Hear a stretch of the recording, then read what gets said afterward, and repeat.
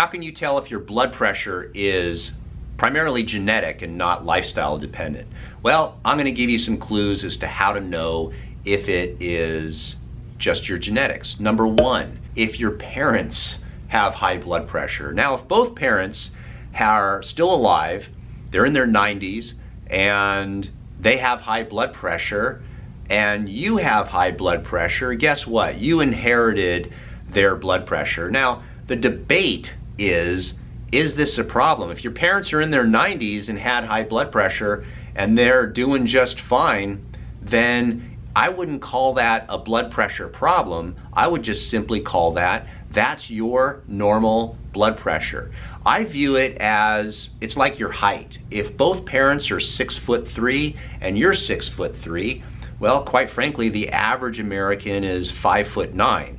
You're not average, you're 6'3". That doesn't mean it's a problem. That means it's just a genetic way that your body has adapted to how its physiology needs to be to thrive. As long as you're healthy, then that is really not, in my view, personal view, a blood pressure problem. It's just that's your blood pressure. The second way to know if it's just your genetics is you've been trying everything to lower your blood pressure naturally, such as beetroot juice, you've been taking magnesium, you've been taking potassium, you've changed your diet, but your diet wasn't really that bad anyway. You're just trying to go more extreme. So let's say you were a vegetarian and now you went vegan. Or let's say you were doing keto, but now you're doing intermittent fasting keto. Or you jumped onto the carnivore bandwagon. You are doing an extreme diet, but your blood pressure never changes regardless of what you're doing in your diet. That may be another clue that your blood pressure doesn't want to go down. Your blood pressure is actually healthy for you,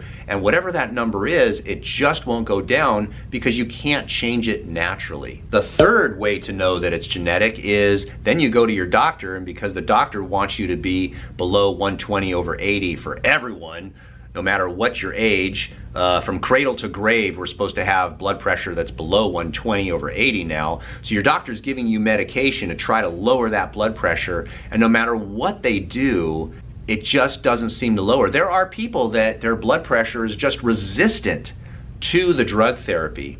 And there's a theory why as to the body is resistant, because it's not supposed to be lower. That's the blood pressure that your body naturally wants to be. So no matter what drug you take, it just won't reduce. That's a sign that your body genetically wants it to be a certain number. A good example would be there's only a certain amount of weight a person can lose. You can give people diet pills, you could give people extreme diets, but they will only lose so much weight unless you go really extreme. And so if you're taking blood pressure medications and it's not lowering your blood pressure, then it's likely that that's your normal blood pressure. On the other side of the coin, if you're taking blood pressure medication and it's making you sick, that isn't normal. When you go to a doctor, the doctor should be giving you medications or should be giving you lifestyle advice or whatever. Doesn't even matter what kind of doctor you see.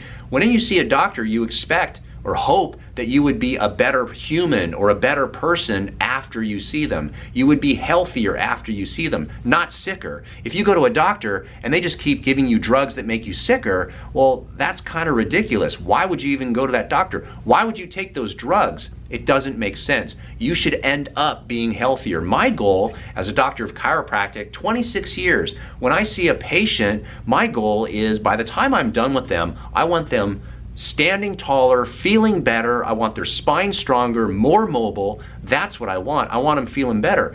If I saw a patient and by the time I was done with them, let's say 3 weeks later, they were shorter, they had a bigger scoliosis, their muscles were weaker, they felt worse, and they had no mobility, whereas at least when they came in they had some, I should have my license pulled. That isn't good. That isn't the way you should feel when you see a doctor. So if you're taking medications for blood pressure and they're making you sicker, then it's possible that your blood pressure should not be that low. And the last thought, and this is really a good one. This is something you could do yourself. You don't need any doctors to do this. To find out if your blood pressure is normal for you and it's just the genetic gift that you've been given, and it's not related to stress, is try my 3-minute breathing videos. I have tons of videos on this. I'll put one down at the end on how to do deep breathing to lower your blood pressure. And if you attempt to do deep breathing and your blood pressure does not go down, that means your blood pressure number is not related to stress. It's not related to sympathetic or parasympathetic inability to regulate blood pressure.